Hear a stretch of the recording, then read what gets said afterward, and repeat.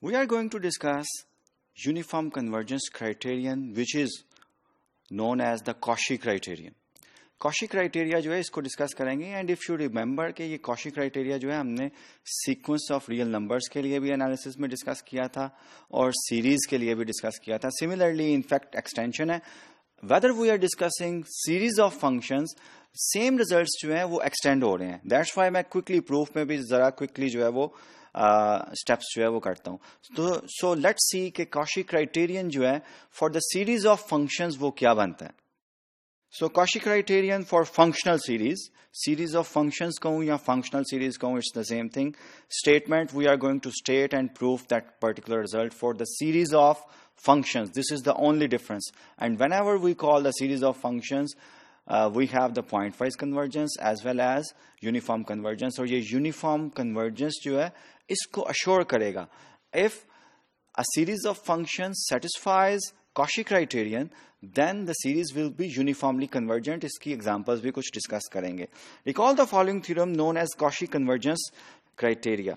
A sequence of functions, ये sequences के लिए, a sequence of functions fn converges uniformly on the set S if and only if for each epsilon greater than 0 there is an integer n such that fn minus fm norm over the set S less than epsilon whenever we have this n and m greater than or equals to capital N. और ये हमारे पास Cauchy sequence criteria for the sequence of functions which we have already discussed.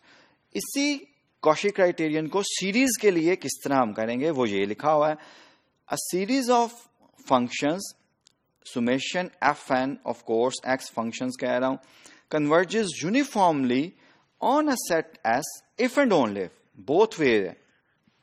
For each epsilon greater than 0, there is an integer n such that this condition satisfies. F of n plus f of n plus 1 plus so on and so forth f of m whenever m is greater than or equals to n and n greater than equals to n. ये सब जो है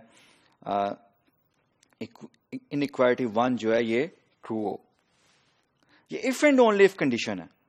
इसका मतलब ये है कि अगर ये true है किसी sequence of functions के लिए over the domain S, तो आपका sequence series of functions जो है वो uniformly converge करेगा. अगर series of functions uniformly converge कर रहा है तो आपका ये one inequality जो है ये true होगी. Let's prove this one.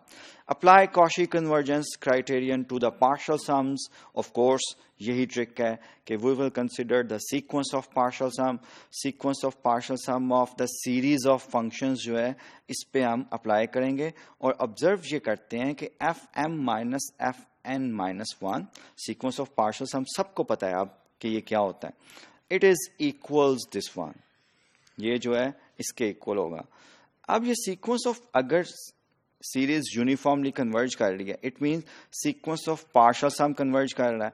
It means sequence of partial sum जो है वो Cauchy criterion को satisfy करेगा. It means for epsilon greater than 0, we must be able to find some natural number such that m and n greater than that natural number or integer no such that fm minus fn norm जो है that will be less than epsilon होगी over the set S.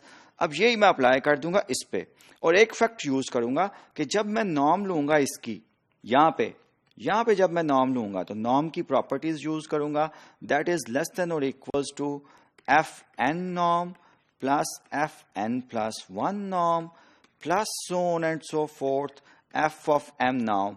इस fact को मैं use करूंगा कि this norm in fact less than और equals to this one.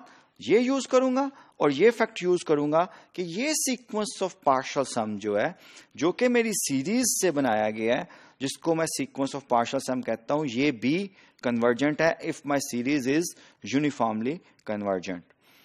If summation fn converges uniformly on S, then limit n approaches to infinity norm of f of n s equals 0. ये अभी पिछले module में हमने remark किया था. This is true, ये true होगा. Setting m equals n मैं कर लूं. The above conditions is necessary but not sufficient. ये condition जो है ये necessary है, sufficient नहीं है.